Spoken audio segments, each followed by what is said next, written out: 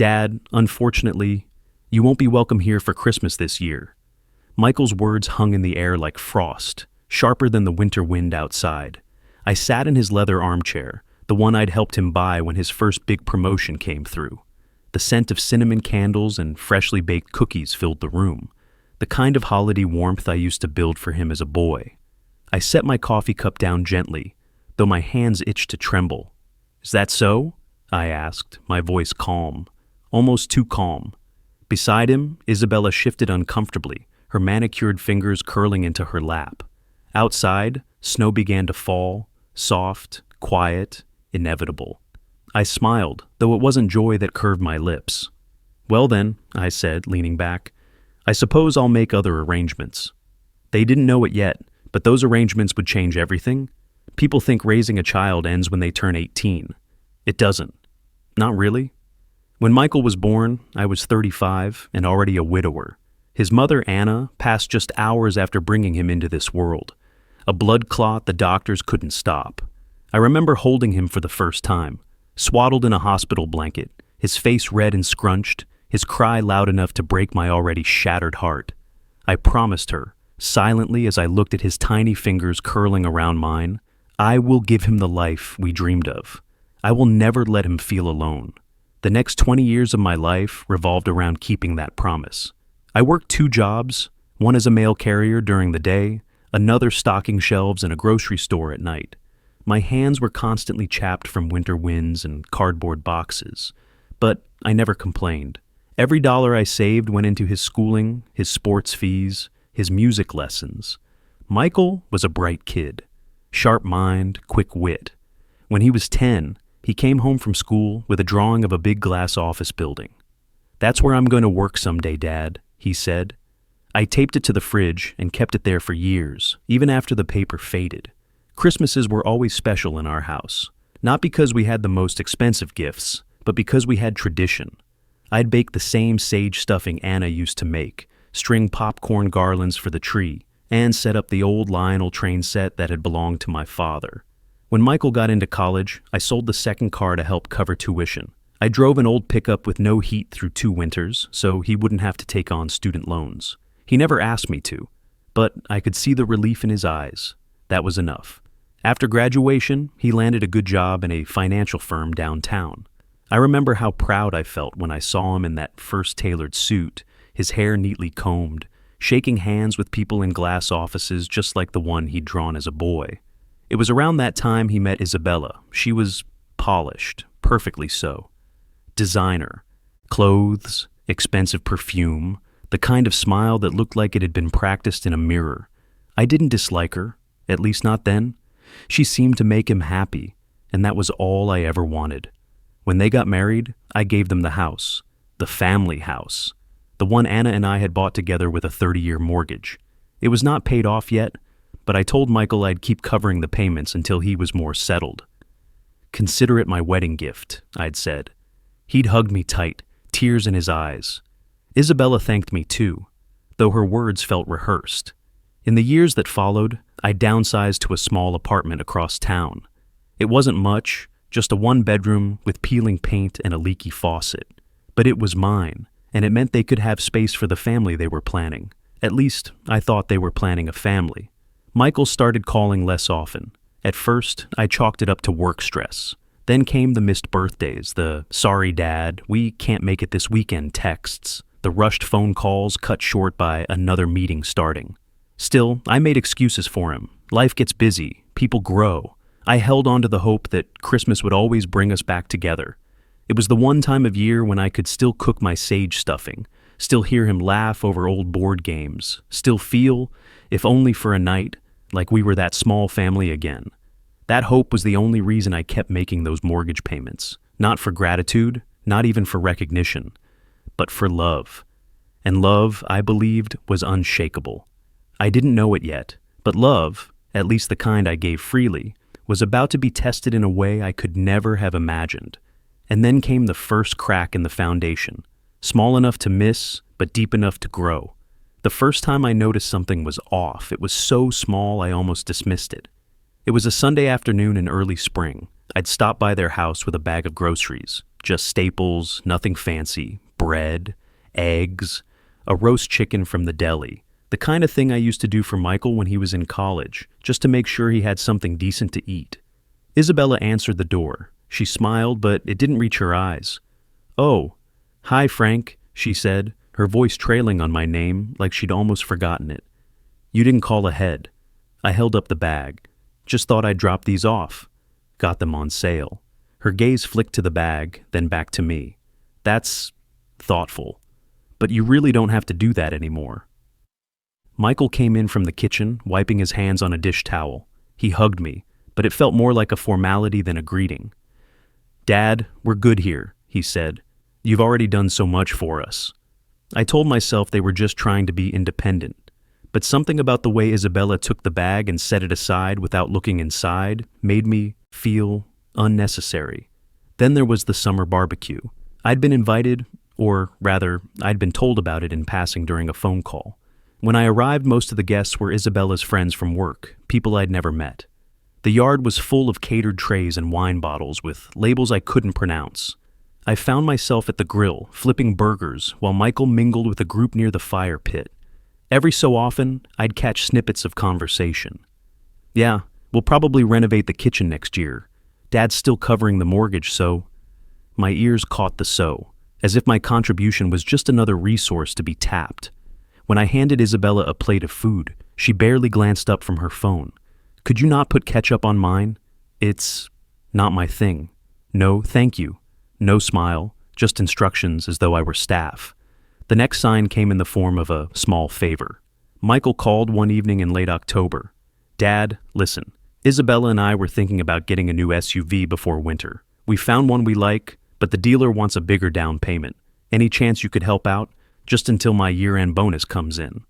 I hesitated. I'd already given them the house and kept up the mortgage, but his voice, that boyish tone I remembered from his younger days, made it hard to say no. 2 weeks later, they posted a picture on social media with the caption, "New wheels for the holidays." Not a word about how they'd afforded it. I wasn't expecting public credit, but a private thank you would have been nice. Thanksgiving that year was the first time I wasn't asked to bring my sage stuffing. Isabella called me herself. "We're doing something a little more modern this time," she said. "Quinoa salad, roasted vegetables, that sort of thing. It's lighter." I agreed, but a lump formed in my throat. That stuffing wasn't just food.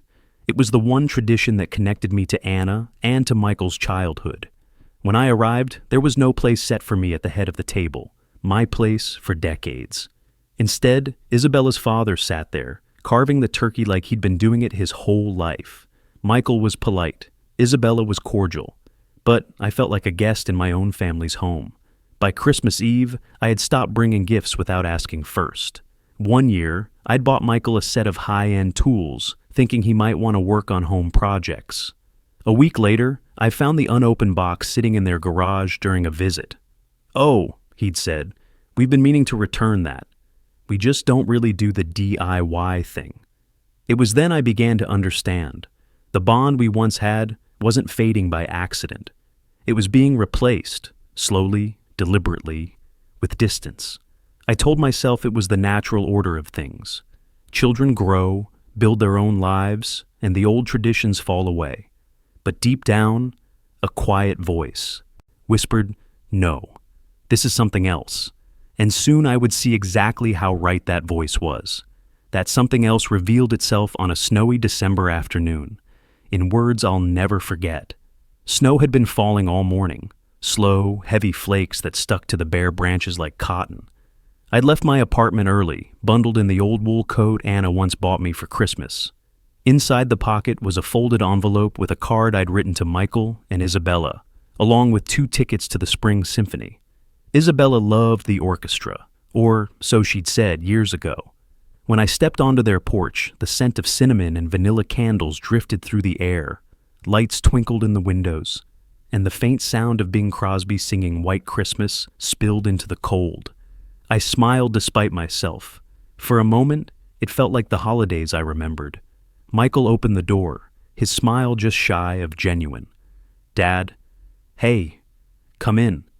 Inside, the house glowed with warmth. A 12-foot Christmas tree stood in the corner, dripping with ornaments in gold and silver. Isabella sat on the sofa, one leg tucked under her, scrolling on her phone. She looked up briefly, her lipstick a deep holiday red. "Coffee?" Michael asked, leading me into the kitchen. "Sure," I said, removing my coat. "Thought I'd stop by, see if you needed help with the cooking tomorrow." "I could make the sage stuffing?" He interrupted, his voice too casual. "Actually, Dad, about tomorrow." I turned toward him, waiting. He set my coffee down on the counter but didn't meet my eyes. We're going to be doing Christmas a little differently this year. Isabella's parents are coming, and the place is going to be full. We figured it might be best if—" My stomach tightened. "If what?" He glanced toward the living room, as if for backup. Isabella was watching us now, her phone forgotten in her lap.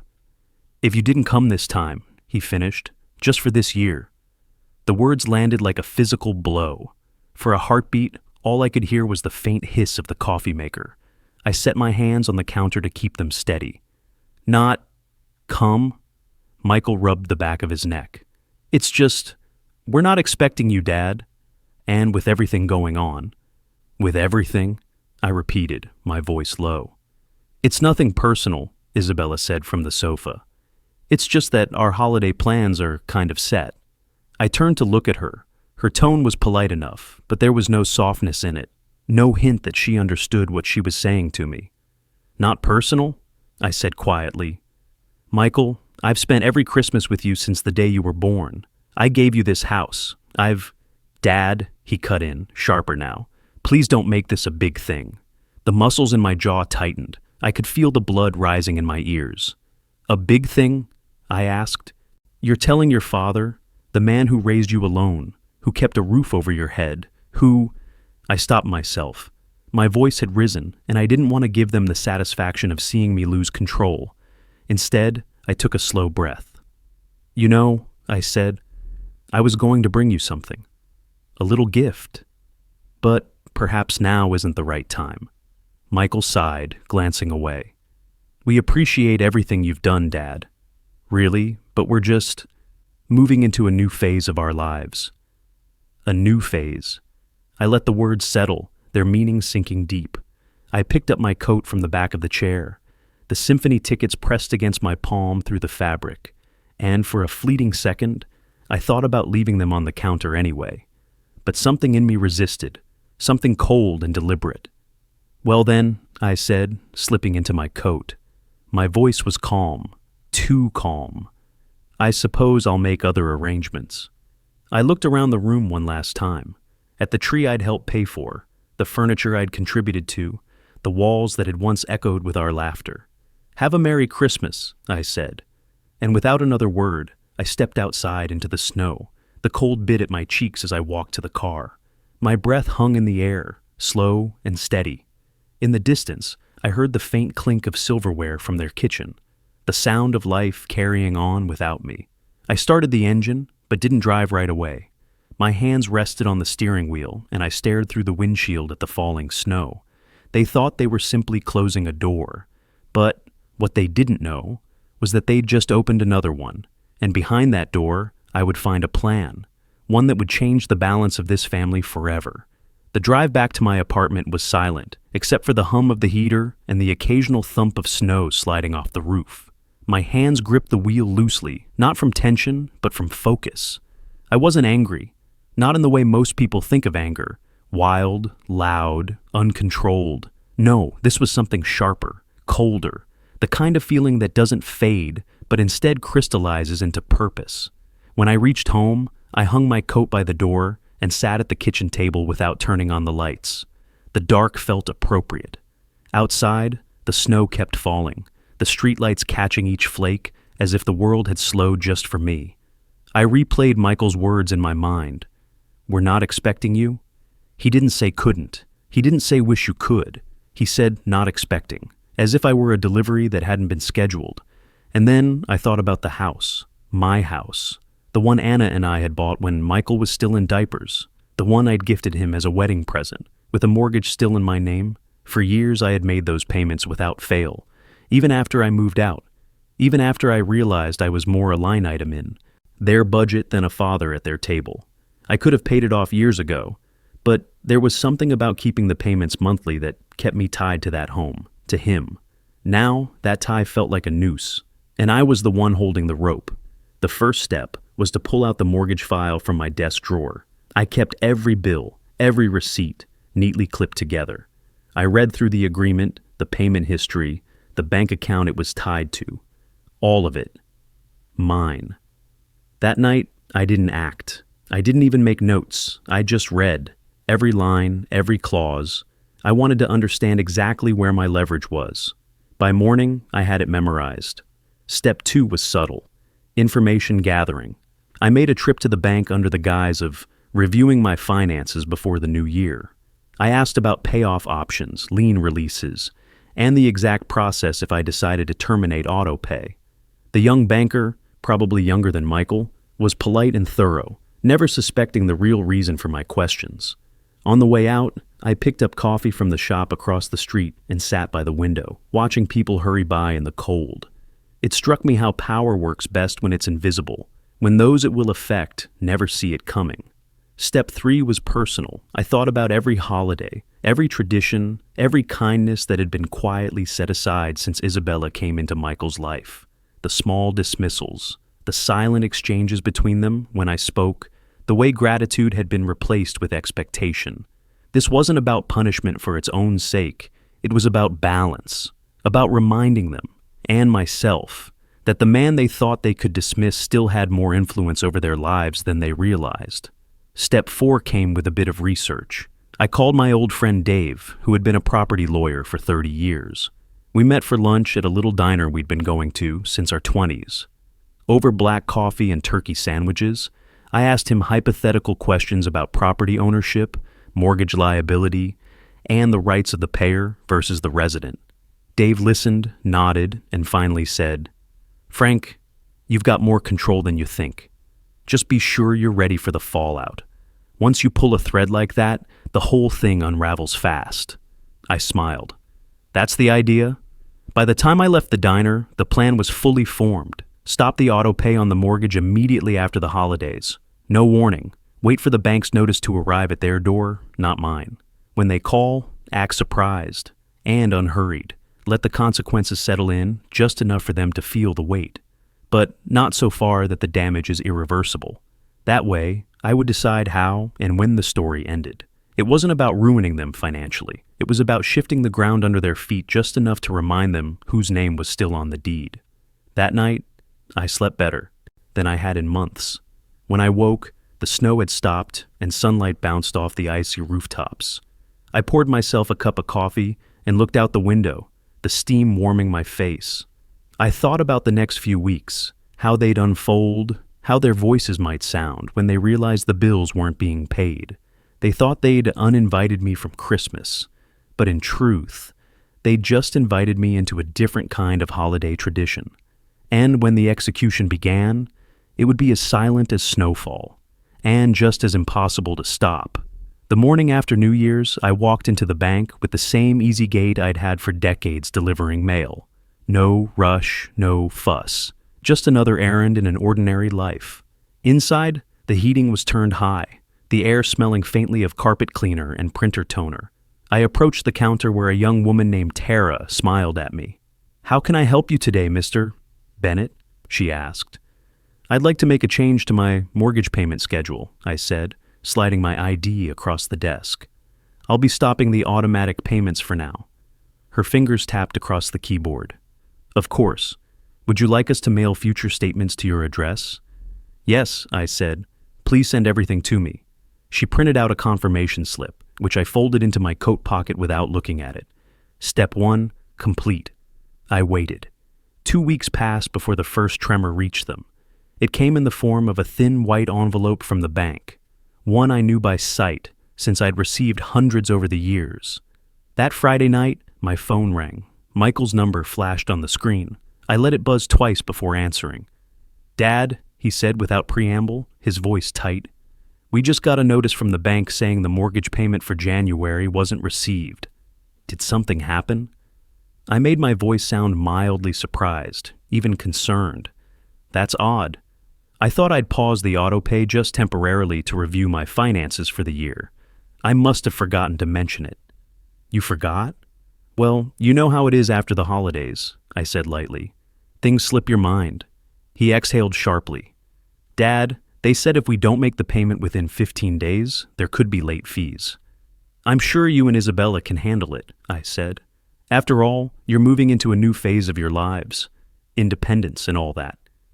There was a pause, the kind that feels like a drop in temperature. We'll figure it out, he said finally. By mid-February, the second notice had arrived.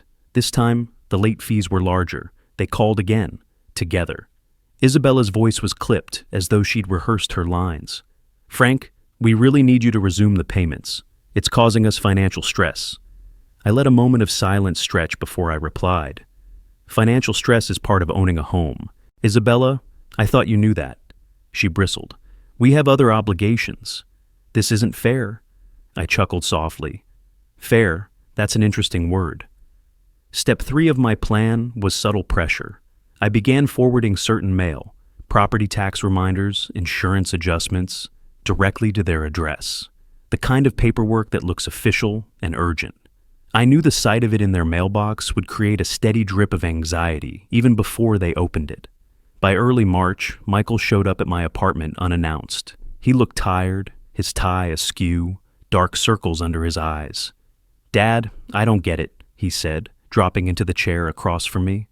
Why are you doing this? I thought. I thought we were family. I met his gaze evenly. Family, Michael, is a two-way street. You made it clear I wasn't welcome at your table. I'm simply adjusting to the new arrangement. That's not the same thing? It's exactly the same thing, I said. You wanted me out of your holidays. I've stepped out of your finances. Balance. He had no response to that. He just stared at me, as though seeing me for the first time not as his father, but as a man with power. By April, the cracks had widened. Isabella called, her voice strained but coated in forced politeness. Frank, we're getting letters about potential foreclosure if the payments don't resume. Surely you don't want that for your own son. Foreclosure takes months, Isabella, I said calmly. You have time. Plenty of time to decide what this house, and the people in it, are worth to you. She didn't answer right away. When she did, her tone was colder. You're making a mistake. No, I said quietly. I'm correcting one. The pressure was working, but I didn't want to push them into actual financial ruin. That wasn't the point. I wanted them to feel the possibility of losing it all, to understand that their comfort was not an entitlement, but a gift. So, in May, I made my move. I called Michael and invited him to lunch. We met at a quiet diner halfway between our neighborhoods. He looked thinner, more subdued. Dad, he said as soon as we sat down, we can't keep this up. The stress. It's affecting everything, even our marriage. I stirred my coffee slowly. Michael, I want you to think back to Christmas. To the moment you told me I wasn't welcome. Did you think about how those words might affect me? He swallowed. I didn't think it would matter that much. That's the problem, I said. You didn't think. He stared into his hands. So, what do you want? Just tell me. I leaned back, letting the silence work for me. I want acknowledgement, respect, a place in my own family. You give me that, and I'll reinstate the payments until the house is fully yours. We can even put it in writing. He agreed, not right away, but over the next week, I received an invitation. It wasn't for a holiday, but for dinner at their house. A real dinner, with my name on the place card at the head of the table. Isabella greeted me with a smile that was almost genuine. Michael carved the roast himself and served me first. I didn't gloat. I didn't mention the mortgage once, but I felt the shift in the air, the unspoken understanding that they had overplayed their hand, and I had reminded them whose hand still held the winning card. The next morning, I went to the bank. Tara greeted me again, cheerful as ever. I reinstated the auto pay, scheduled through to the final payment, but I also arranged something else, a legal transfer of the deed to Michael, effective only after the last payment cleared. Until then, the house would remain in my name. It was my quiet insurance, not because I intended to use it, but because I wanted them to know I could. The revenge wasn't loud. It didn't end in shouting or broken ties. It ended in something far more satisfying, a recalibration. They now knew, without question, that the man they'd thought was old, harmless, and disposable was still the foundation beneath their feet.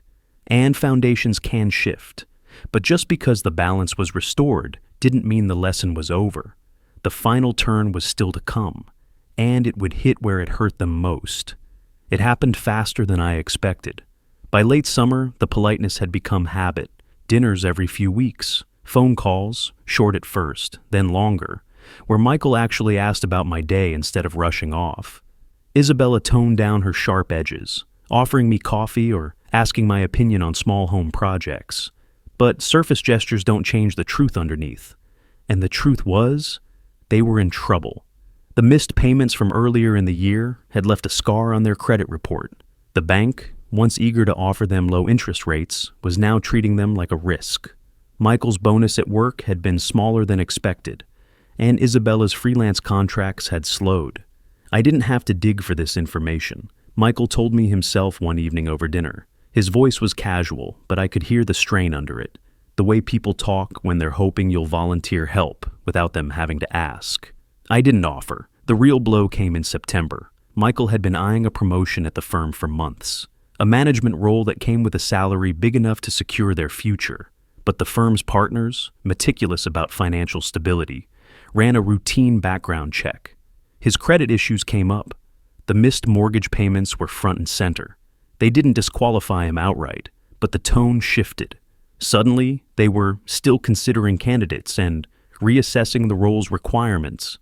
Michael didn't tell me that part. I heard it from Dave, my lawyer friend, whose sister happened to work in the same building. When Michael finally admitted it weeks later, he brushed it off. "Just bad timing," he said. But the tightness in his jaw told me he knew better. Isabella's turn came next. She'd been working with a small circle of wealthy clients in the design world, people who prized image and stability. One of those clients, a real estate developer, happened to have an accountant who'd flagged their financial situation during a property deal. The gossip spread faster than she could contain it. By October, 2 of her biggest contracts had quietly shifted direction. She didn't blame me outright, but the tension was back in her voice the night she called. "Frank, I hope you realize the ripple effects of what you did." "I realize," I said simply. "And I hope you realize the ripple effects of what you said last Christmas." Silence. Then the line went dead. "Here's the thing about leverage. Once you use it, the other person never forgets you have it." By the first frost of winter, they were still standing, but humbled. I could see it in the way Michael made a point of inviting me for holidays again, in the way Isabella included the sage stuffing in her menu without my asking, in the small, almost imperceptible hesitations before they spoke to me, like they were measuring every word. That was their downfall. Not bankruptcy, not eviction, but the loss of the illusion that they were untouchable. The final turn of the screw came on Christmas Eve, exactly 1 year after they had told me I wasn't welcome. The table was set with care. My place, at the head, was laid with the old silverware Anna and I had bought decades ago. The scent of sage and roasted turkey filled the air. Partway through dinner, Michael raised his glass. "Dad, I want to apologize for last year, for forgetting what you mean to this family." I let the silence stretch before answering. "Thank you, Michael. I accept." We clinked glasses. The moment was small, almost quiet. But for me, it was the loudest victory I could have asked for. Because apologies given under pressure may not always come from the heart, but they always come from a place of understanding, and now they understood. By the time dessert was served, I knew my work was done, but there was still one last thing to say. Not to them, but to myself. After that Christmas Eve, I didn't need to pull another thread. The fabric of our relationship had been rewoven, not back to what it once was, but into something new, stronger in some places, thinner in others, honest all the way through. I still made the mortgage payments until the last cent was owed, just as I'd promised. And when the deed finally passed fully into Michael's name, I handed him the envelope without ceremony. "This is yours now," I said. "Treat it, and the people in it, with care." He nodded, eyes lowered, and for the first time in years, I believed he understood, looking. Back, I don't take pride in having caused them stress. Pride wasn't the point. The point was reminder. A reminder that love and respect aren't guaranteed. They're earned and maintained, especially in family. That generosity is a gift, not an obligation. That the quiet elder at the edge of the table may still hold the strings that keep the roof over your head. I've learned that revenge, when done right, doesn't have to be cruel. It doesn't have to destroy. Sometimes the sweetest form of justice is simply letting someone live with the consequences of underestimating you. In the months since, Michael and I have found a rhythm again. We talk more. We share meals without tension. Isabella still carries a trace of her old frost, but it melts quicker these days. She thanks me now, not every time, but often enough that I notice. And every Christmas without fail, I bring the sage stuffing. The aroma fills their home, just as it did when Michael was a boy. It's not just food anymore. It's a quiet signal that I'm here, I belong, and I won't be erased. If there's a moral in all this, it's simple. Never mistake silence for weakness. Quiet people aren't empty. They're observant. They notice the shifts in tone, the small exclusions, the redefined roles you try to slip past them. And when they act with precision. You can push them aside, tell them they're no longer part of your plans, even close the door in their face. But if they've ever built the ground you stand on, they can shift it without raising their voice. And when they do, you'll never forget it. As I left Michael's house that night, snow was falling again. Soft, quiet, inevitable. I pulled my coat tighter, not against the cold, but against the strange warmth in my chest. This wasn't the same home I'd once given him. It wasn't the same relationship we'd once had. But it was mine again in the way that mattered most. By choice. And that, I realized, was the real gift I'd given myself. Justice, after all, isn't always about winning. Sometimes it's about making sure the other person understands exactly why they lost.